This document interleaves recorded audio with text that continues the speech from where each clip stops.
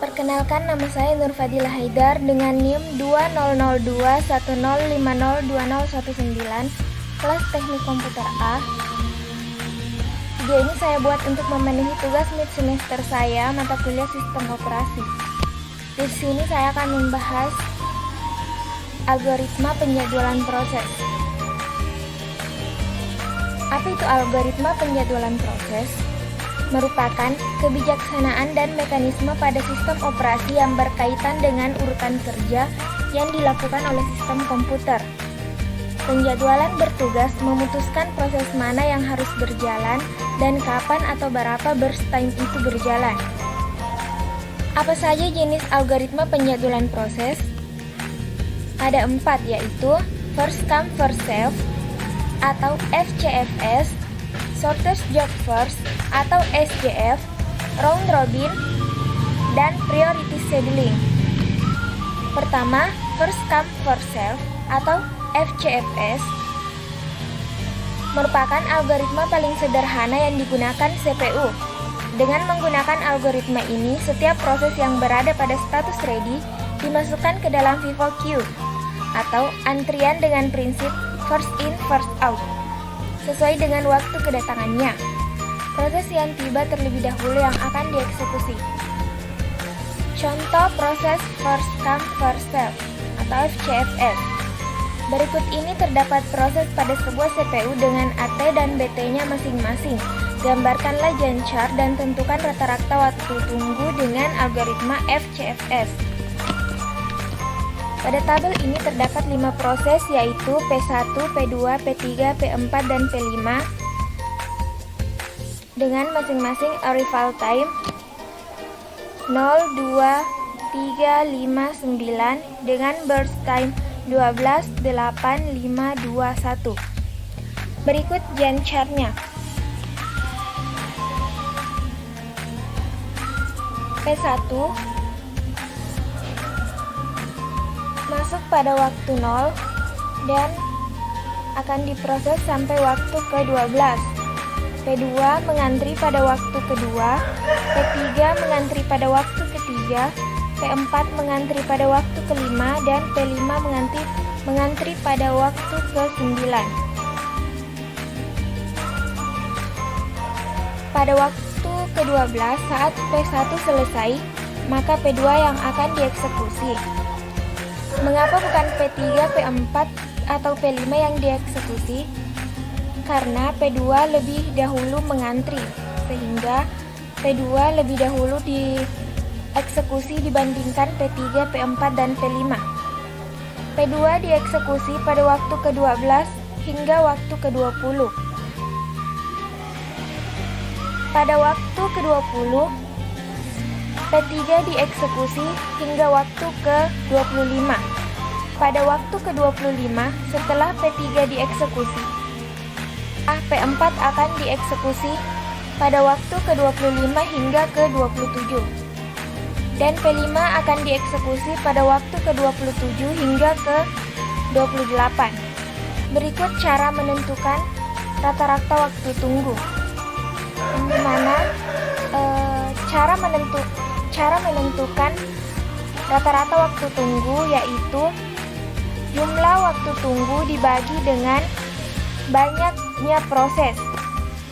Di sini jumlah waktu tunggu yaitu 65 dengan banyaknya proses yaitu 5. Jadi 65 bagi 5 sama dengan 13 satuan waktu. Selanjutnya, terdapat kelebihan dan kekurangan FCFS. Kelebihannya yaitu algoritma yang paling sederhana dengan skema proses dengan meminta CPU mendapat prioritas. Sedangkan kekurangannya yaitu 1. Waiting time rata-ratanya cukup lama. 2. Terjadinya convoy effect, yaitu proses-proses menunggu lama untuk menunggu satu proses besar yang sedang dieksekusi oleh CPU. Yang kedua, shortest job first atau SJF.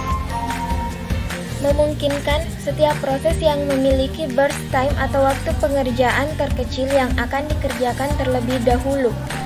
Hal Hal ini mengakibatkan waiting time yang pendek untuk setiap proses, dan otomatis waiting time rata-ratanya juga menjadi pendek, sehingga dapat dikatakan bahwa algoritma ini adalah algoritma yang optimal.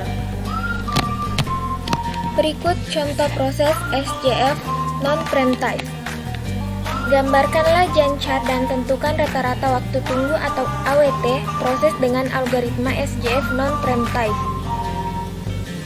Pada tabel ini terdapat 5 proses, yaitu P1, P2, P3, P4, dan P5, yang masing-masing memiliki arrival time dan burst time. Gantt chart ini dimulai dengan waktu ke 0, di mana pada waktu 0 ini terdapat P1 dengan burst time 12. Pada waktu kedua terdapat P2 dengan burst time 8. Pada waktu ketiga terdapat P3 dengan burst time 3, P3 dengan burst time 5 dan mulai mengantri. Pada waktu kelima terdapat P4 dengan burst time 2, dan pada waktu ke-9 terdapat P5 dengan burst time 1 yang mulai mengantri. Setelah itu, P1 mulai dieksekusi mulai dari waktu 0 hingga ke waktu 12.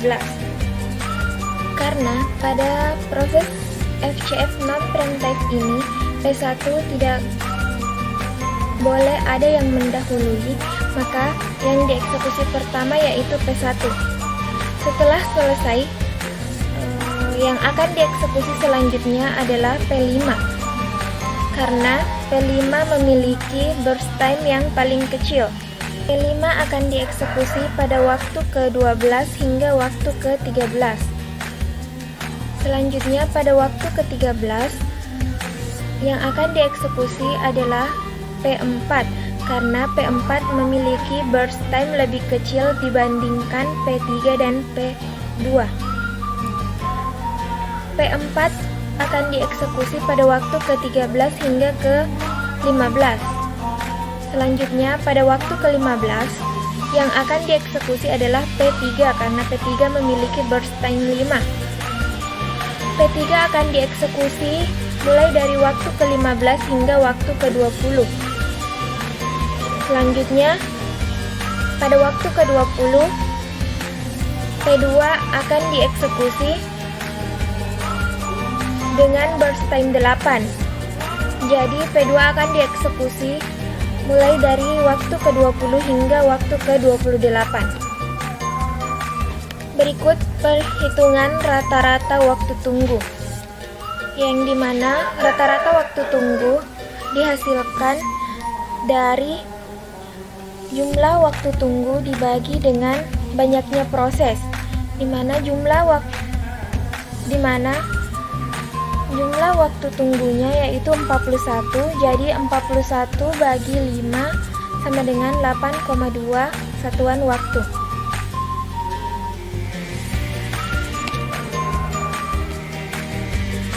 Berikut terdapat proses FJF preemptive. Gambarlah Gantt chart dan tentukan rata-rata waktu tunggu atau AWT proses dengan algoritma SJF preemptive. Berikut pada tabel terdapat 5 proses, yaitu P1, P2, P3, P4, dan P5 yang masing-masing memiliki arrival time dan burst time. Berikut gambar Gantt chart pada proses SJF preemptive. Pada saat 0, P1 masuk ke antrian dan langsung diproses. Kemudian pada saat yang kedua datang P2 dengan burst time 8. P2 sebagai interupsi akan langsung diproses. Dari saat 0 sampai 2, P1 masih menyisakan 10 burst time yang disimpan di antrian. Selanjutnya, P2 diproses, kemudian pada waktu yang ketiga P3 masuk ke antrian langsung diproses. P3 mempunyai burst time 5, sisa dari burst time untuk P2 yaitu 7, dan disimpan pada antrian. Di saat kelima masuk P4 yang memiliki burst time 2 dan langsung diproses. Sementara P2, P3 dan P1 masih mengantri.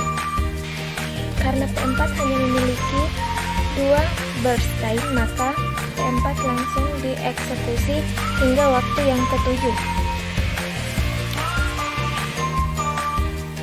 Saat P4 selesai, maka P3, P2, dan P1 masuk ke antrian.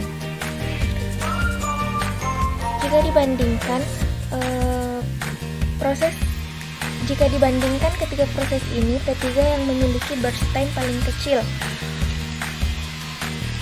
maka yang akan dieksekusi yaitu P3. P3 diproses pada waktu ke-7 hingga ke-9.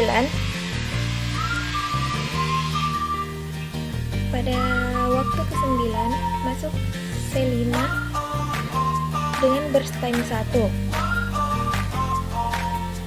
P3 melanjutkan ke waktu yang ke-9 ini, dan P2, P1, dan P5 mengantri. Pada waktu yang ke-10, P3 selesai. Selanjutnya P5, P2, dan P1 masuk ke antrian. P5 diproses dengan burst time 1 hingga waktu ke-11. Pada waktu yang ke-11, P5 selesai dan P2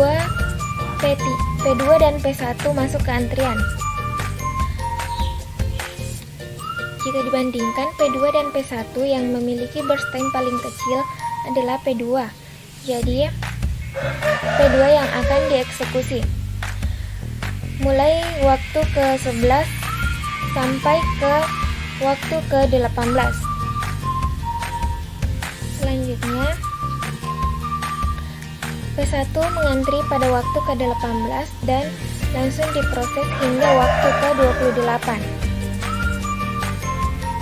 Berikut perhitungan rata-rata waktu tunggunya, yaitu dengan cara jumlah waktu tunggu dibagi dengan banyaknya proses, di mana di sini jumlah waktu tunggunya yaitu 27, sehingga 27 dibagi 5 sama dengan 5,4 satuan waktu.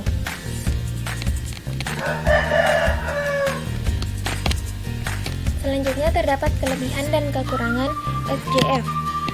Kelebihannya yaitu paling optimal karena algoritma ini memberikan minimum waiting time untuk kumpulan proses yang mengantri.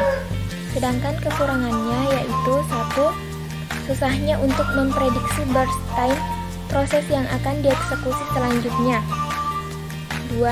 Proses yang mempunyai burst time yang besar akan memiliki waiting time yang besar pula, karena yang dieksekusi terlebih dahulu adalah proses dengan burst time yang lebih kecil.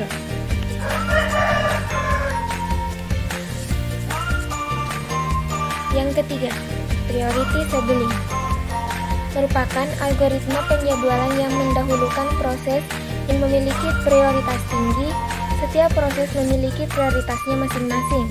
Prioritas tersebut dapat ditentukan melalui beberapa karakteristik antara lain time limit, memory requirement, akses file, perbandingan antara input dan output burst dengan CPU burst, dan tingkat kepentingan proses. Berikut contoh proses priority scheduling. Pada tabel ini terdapat 4 proses, yaitu P1, P2, P3, dan P4, yang masing-masing memiliki durasi yang berbeda-beda dengan priority 4, 1, 3, 2 dan arrival time masing-masing 0. Yang pertama dieksekusi yaitu P2 dengan durasi 8. pertama kali dieksekusi karena P2 yang memiliki priority paling tinggi. Dilanjutkan dengan P4 dengan durasi 3, diikuti selanjutnya dengan P3 dengan durasi 7, dan yang terakhir P1 dengan durasi 6.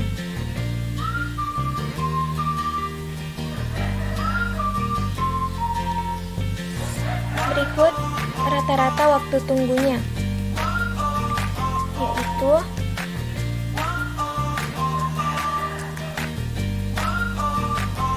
nol ditambah 8 ditambah 11 ditambah 18 dibagi 4 sama dengan 9,25 satuan waktu. Terdapat kelemahan priority scheduling. Dapat terjadinya indefinite blocking atau starvation, yaitu suatu proses dengan prioritas yang rendah memiliki kemungkinan untuk tidak dieksekusi jika terdapat prioritas lain yang memiliki prioritas lebih tinggi darinya. Solusi dari permasalahan ini adalah aging, yaitu meningkatkan prioritas dari setiap proses yang menunggu dalam antrian secara bertahap.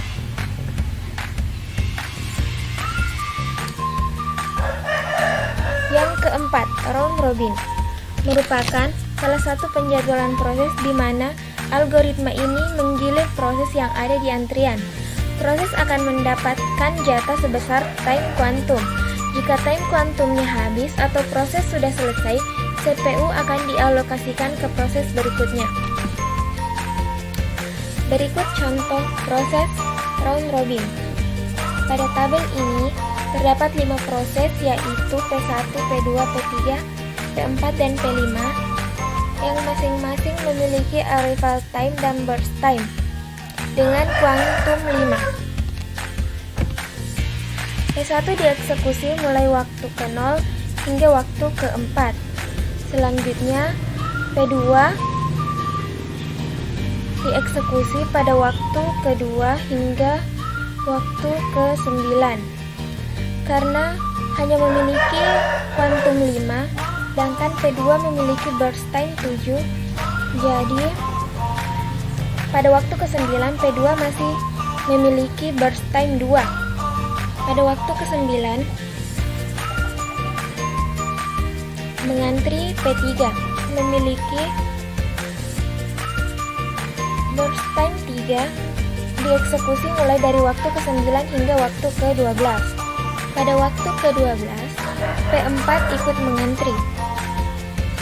P4 yang memiliki burst time 9, karena hanya memiliki kuantum 5, maka P4 dieksekusi mulai waktu ke-12 hingga waktu ke-17, sehingga P4 masih memiliki 4 burst time. Pada waktu ke-17 P5 mulai dieksekusi. P5 hanya memiliki burst time 3, sehingga P5 dieksekusi mulai dari waktu ke-17 hingga waktu ke-20. Pada waktu ke-20, P2 ikut mengantri. Karena tadi P2 masih memiliki 2 burst time, maka P2 dieksekusi mulai dari waktu ke-20 hingga waktu ke-22. Pada waktu ke-22, P4 ikut mengantri.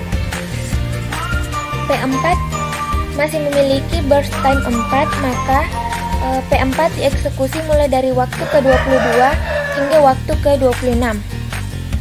Berikut perhitungan rata-rata waktu tunggu, yaitu jumlah waktu tunggu dibagi dengan banyaknya proses, di mana jumlah waktu tunggu ini adalah 32 dan banyaknya proses adalah 5. Jadi 32 bagi 5 sama dengan 6,4 satuan waktu. Berikut terdapat kelebihan dan kekurangan round robin. Kelebihannya yaitu tiada proses yang diprioritaskan. Sedangkan kelemahannya, 1. Tergantung pada time quantum. Jika terlalu besar, algoritma ini akan sama saja dengan algoritma first come first serve. Jika terlalu kecil, akan semakin banyak peralihan proses sehingga banyak waktu yang terbuang. 2. Jika time kuantum yang ditentukan terlalu kecil, maka sebagian besar prioritas akan selesai dalam satu kuantum.